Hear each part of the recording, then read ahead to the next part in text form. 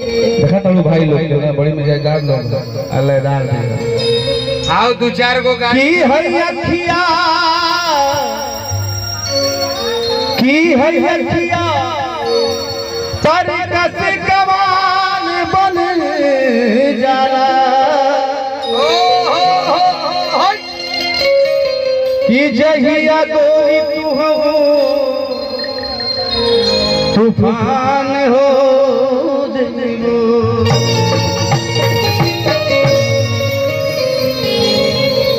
कहलो से लड़कवा अभिनंदन भैया के जब हंसलो तो लागल कि हमर जान निकल जाई कौने भाव से एक आदमी है ना जान ई T20 हो वनडे खत्म हो गई धड़ाधड़ मार के चल जाए के बाद का भैया ठीक लागत नहीं है सब ना जय हो आज लड़का गलत है बहुत ही प्यारा सा गीत शायद आप लोग जरूर पसंद है अंत में आप लोग तारीफ ध्यान से आप लोग सुने कि हंसलू तो भाग हमारी हो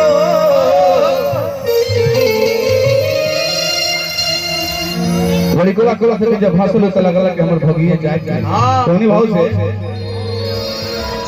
कि हंसलू तो भाग हमारी हर जाग जाए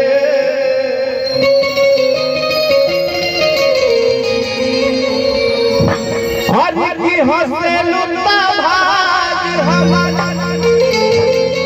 हर जाग जाए जा हमरो क्या हमर मौसा के उमर ठीक कलो भाई ठीक कलो लड़कवा कहत कि जब हंसल तो लागल कि जान निकल गेल हमरो उमर तोहरे के लाग जा कोन भाव से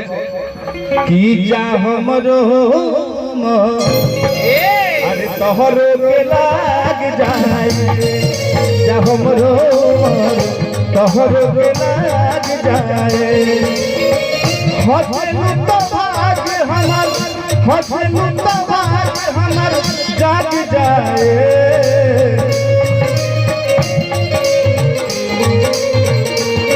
हंसलू तो भाग हमर हंसलू तो भाग हमर जाग जाए हमरो तोहरो के लाग जाए जा हमरो तोहरो के लाग जाए